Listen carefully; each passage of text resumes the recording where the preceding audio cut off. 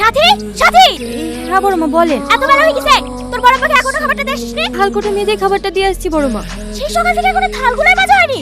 আমি সকাল থেকে বসে আছি নাকি? ঘুম থেকে উঠে ঝাড় দিলাম, আপনাকে রান্না করার জন্য পানি এনে দিলাম, সবজি কুটি দিলাম, সব কাজই তো করেছি। কত কাজ করিস সেটা আমার ভালোই জানা আছে। এত ঘুম করলে এটা করলাম ওটা করলাম, আর সব কাজ তো একাই করি। বাপ মা মরিকে শান্তি পেয়ে গেছে। শুধু জ্বালা হইছে আমাদের। তিন বেলা ঠেসি ঠেসি খাবে আর একটু ঘুম করলে মুখে মুখে কথা। কি হলো এখন দাঁড়িয়ে থাকলি যে? যা থালটা মেজে খাবারটা দিয়ে আয় গা। হ্যাঁ বড় মা চাচি। কি হয়েছে রাকেশ? কি আবার হবে? ওই আমাদের কাছে কুলপাট থেকে আমার গাড়ি কাজটা হেলমেট ভেঙে দিয়েছে। 600 টাকা দাম কাজটা। 600 টাকা? হ্যাঁ, হয় আমার গাড়িটা সেরে দেন আর নাইলে 600 টাকা দিয়ে দেন। আমি অত টাকা দিতে পারবো না। আমি ওসব কিছু জানি না। আপনাদের বাড়ি ছেলে ভেঙেছে, আপনাদেরকে টাকা দিতে হবে। আর যদি না দেন আমি আজকে থানায় আপনাদের নামে কি মামলা করব। না না বাপ, ওইসব কিছু করতে হবে না। তুমি দাঁড়াও, আমি টাকা এনে দিছি। এখানে আয়। বড়াপু খাবার নিয়ে চলে এসেছি। খাবার নিয়ে আসার আবার কি দরকার?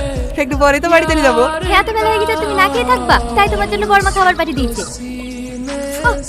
তোর বড় মা তোকে মেরেছে তাই না? না না, বড় মা আমাকে মারবে কেন?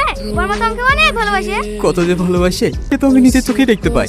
তোদেরকে দুবেলা খেতে দেওয়ার লেগে সারা দিন কাজের লোকের মতো খাটিয়ে। এ তুমি কি বলছো বড় আব্বু? বড় মা তো আমাদের মায়ের মতোই, আর নিজেদের সংসারে কাজ করতে হবে না? ও সব কথা বাদ দাও, তুমি আগে খেয়ে নাও তো। কোথাও হচ্ছে? সকাল থেকে কিছু খাইনি তো, খুব খিদে লেগেছে বড় মা। সারাদিন খাই আর খাই। ঘরে একটা বাজার নাই, টেবিলের উপর 200 টাকা আছে, যাকে বাজারটা করলে আয়। এই বাজারে গেলে হইতো না বড় মা? তো তাহলে কি সারাদিন বাজার করে দেখবে নাকি? জায়গা বাজারটা করলে আয়, তারপর খাবি।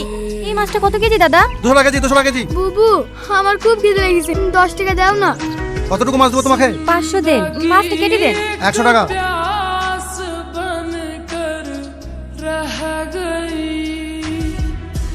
কিছু হয়নি তো?